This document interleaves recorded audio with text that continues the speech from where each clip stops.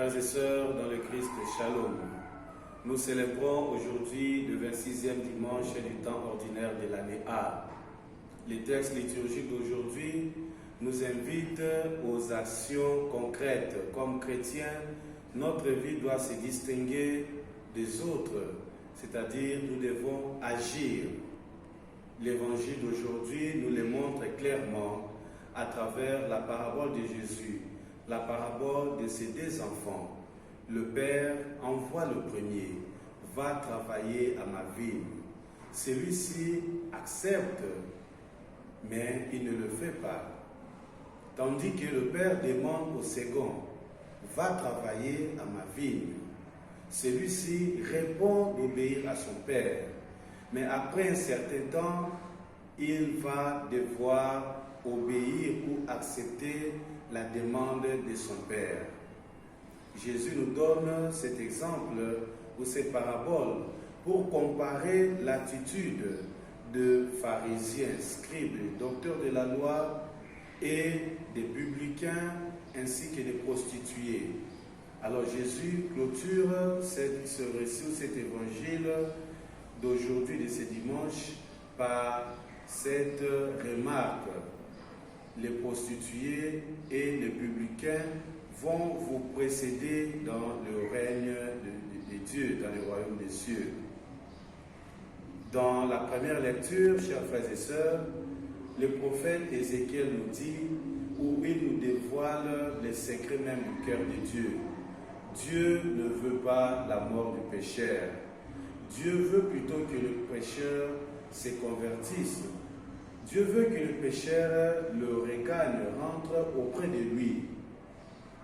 En même temps, Dieu est en train de montrer à travers les prophètes les comportements de l'homme juste. L'homme juste qui se détourne au lieu de rester sur la bonne voie, mais le juste va s'égarer pour suivre le chemin du mal.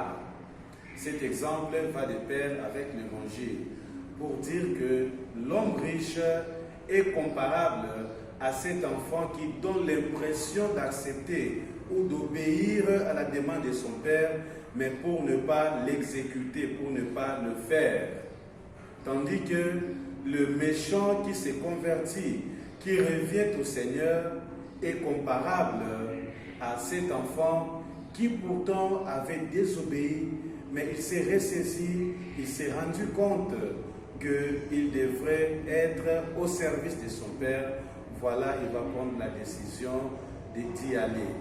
Jésus pose clairement la question entre les deux, qui a obéi à son Père.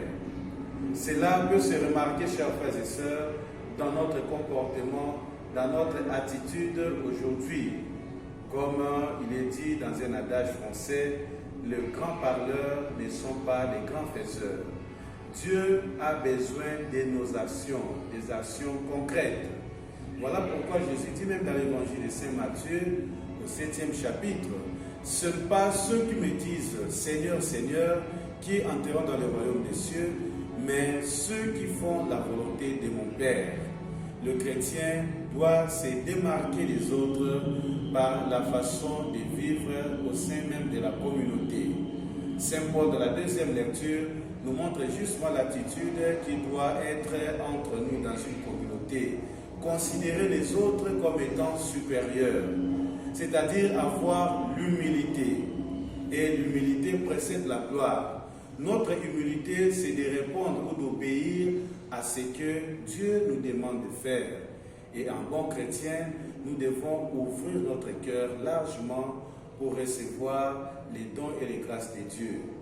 Chers frères et sœurs, l'évangile d'aujourd'hui, une fois de plus, nous invite à l'obéissance. Une obéissance qui ne doit pas seulement être parole, qui ne doit pas seulement se limiter à la parole, mais une obéissance qui est concrète, une obéissance qui est vie, une obéissance qui ne cherche que la volonté de Dieu, comme Jésus disait, « Je viens, Père, non pour faire ma volonté, mais la tienne. » Et la prière de collecte d'aujourd'hui nous montre la force de Dieu. Dieu nous montre la force suprême, sa force suprême.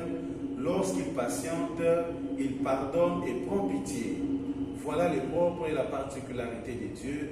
Humains que nous sommes, nous montrons notre force en cherchant à écraser, en cherchant à ignorer. Mais Dieu montre sa force par sa miséricorde, par son amour inlassable pour nous les hommes. Ayons le cœur semblable à celui de Dieu, mais surtout écoutons sa parole et obéissons à ce qu'il nous demande. Là, nous serons aussi parmi ceux qui vont entrer dans le royaume des cieux. Là, nous allons nous démarquer justement des pharisiens, des scribes et des docteurs de la loi. Mais ayons en même temps l'attitude des publicains qui, après avoir écouté la parole de Dieu, cette parole leur pousse, leur conduit à la conversion. La conversion est le processus de chaque jour.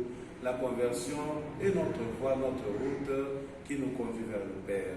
Que Dieu Tout-Puissant nous bénisse et nous garde. Au nom du Père et du Fils et du Saint-Esprit. Amen.